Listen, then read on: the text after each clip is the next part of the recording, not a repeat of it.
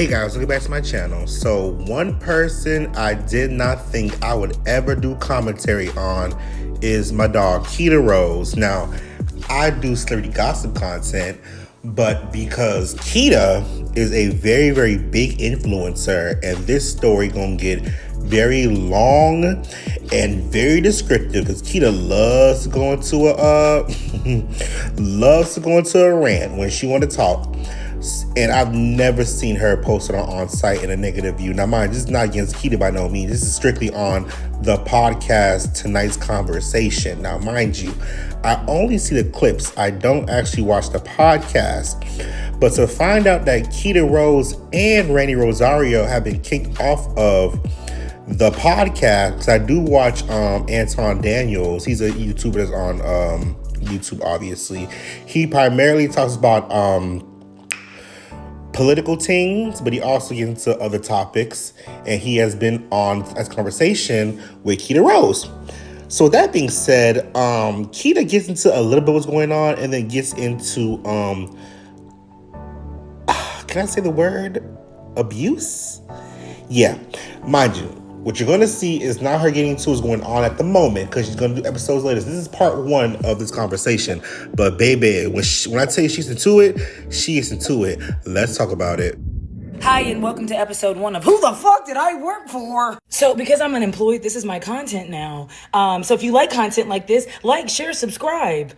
Subscribe to my YouTube channel and hit that little bell notification. So this is the creator of the pod.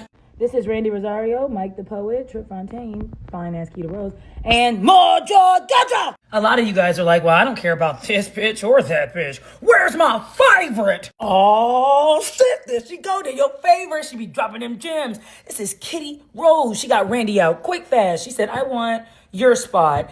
How can I manipulate everyone to get it? I'm going to detail that, though, in the following episodes. It's going to be like 500 episodes. Uh-oh, bonus feature. This guy says he used to be with Kitty, but that can't be true because it would have been around the time she was married, and she can't stand side bitches, and she can't stand cheating women. Ho, the drama, the tea. Hope we all heal. Trigger warning, this rant is going to mention abuse. And if you can't handle all that because Trump's inauguration is on Martin Luther King Day and that's just too much for you already, I understand. Come back and see this tomorrow. It's going to be up. After the Diddy situation, I often ask myself how people could be so inconsiderate and insensitive in the comments and ask questions like why it takes so long, or how come they didn't say this, or how come everybody wants to come out of the woodwork. So I kind of want to break down abuse real quick so that the in the back that ain't never been abused, or maybe the ones that are doing the abusing, could really understand where I'm coming from. So let's make some things clear. What are the different types of abuse? Well, there's financial, there's physical, there's sexual, there's mental, there's emotional, there's verbal. There's a lot of different types of abuse. So it's important to know all the different types so you can identify it if somebody want to get stupid with you. I just don't understand why people wait so long in order to talk about their abuse. Well, let's go over some of the things that the victim has to face once they've come out. Firstly, you're going to be alone. So when you first start talking about your abuse, you have to understand there's going to be a lot of people around you that love, care about, and believe your abuser. You're going to get talked to crazy, talked about, lied to, and lied on. Keita, why? The victim didn't do anything. Why are they going through that? Well, because they're disrupting a cycle. Imagine you tell your family during Christmas that Uncle Joe can't really keep his hands to himself.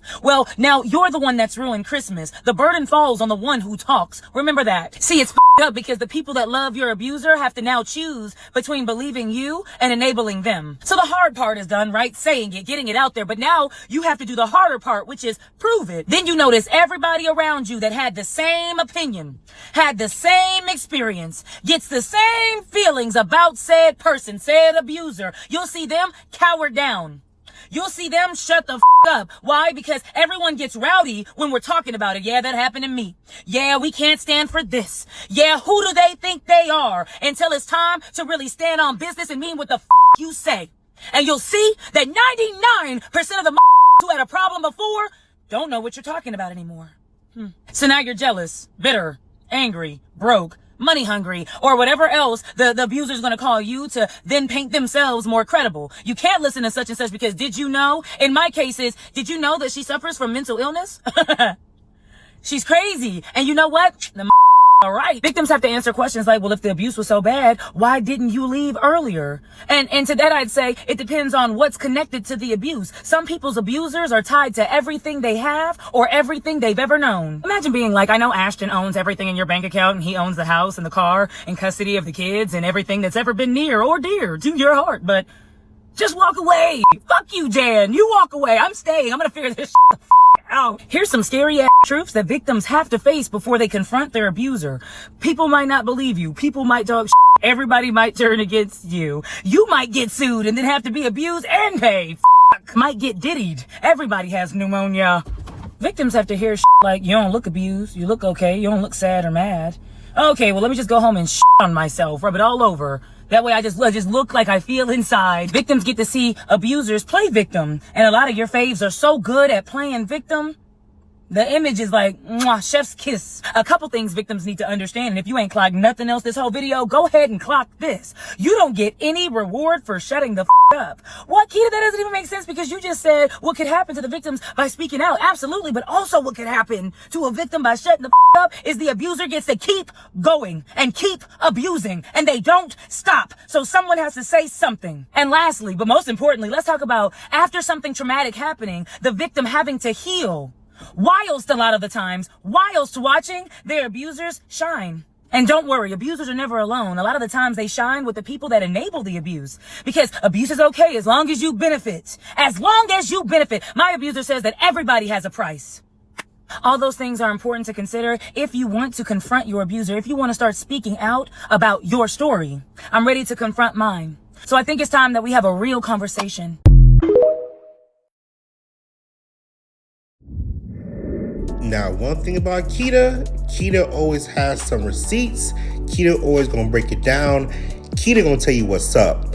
So I'm gonna take a comment from this post from on site that someone kind of broke it down. Now, mind you, I've not gone on TikTok and seen anything else. I'm only going off this post. But here is what this comment was on site, and maybe it'll resonate with some of y'all that know what's going on. So check this out.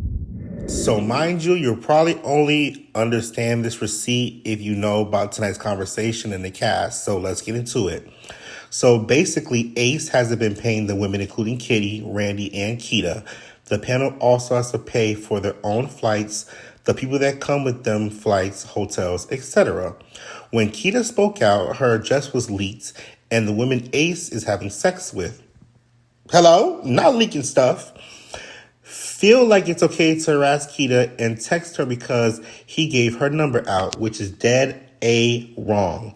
He didn't pay for her the 2 shows she did in May last year in Dallas. Instead, gave the money to her ex behind her back without consent and without her knowledge, which is ghetto. Also, played with her money she had from her merch, told her he would sell her merch for her at the first.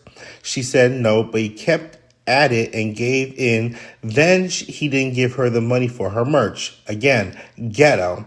Was using her content to drive people to this page, etc., but not paying her, which is, again, ghetto.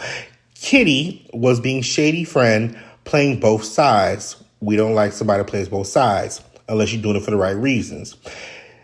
Also preaches about love, marriage, and Christianity, but doesn't actually practice it, and we do not like fake Christians. A lot of y'all hoes is that. Kitty doesn't like Dr. Bryant. I don't know who Dr. Bryant is, by the way, and don't want Kitty to talk to Dr. Bryant. Bryant and, I just read that, I'm sorry. Dr. Bryant, Kitty had to do with Randy leaving, etc., and Kitty has since deactivated her social media and turned off comments since they spoke out. Now, according to Keita, apparently, I'm going to say her name again. Kitty was the favorite. I do not know when she took out Randy to being part of the cast, but if this lady is who they're saying she is, she a Appiana. She got to go, and that's on period. Now, until Keita gets into more details of what's been going on, let me say this, and I hate to use this word in regards to black women because it takes y'all femininity away. Keita is strong as hell, okay? To even come out here and start speaking on these things, especially about abuse, is powerful. But I will say this though, I've been following Keita since Miss Koviana girl. And Keita always been an inspiration to black women. So the fact that her and Randy, who's also a very big advocate for women in general, but especially black women, I do not understand what they were going through. But the fact that once again we got men and other women, especially black women, who are coming against their own is disgusting. Now, I cannot wait to Keita get more into details. We keep coming out here with more commentary. But baby, this is disgusting. And of course, here we go. We got jealous women and disgusting black men doing what they do, just not being advocates for the community. Now, the thing with the tonight conversation is that you see a lot of pro-black love on there because a lot of the cast are in relationships and or married, but it seems like that was all a facade too. Now, I'm not saying that anybody specifically because I know Randy and her husband are going mad strong. I don't know if it's together or not. I don't be diving into people's relationships like that, but I just hope that when Keita starts spilling more tea, that I'm not disgusted by it. But with that being said, like, comment, subscribe, and I'll see you next time. Peace. Someone once told me the grass is much greener on the other side.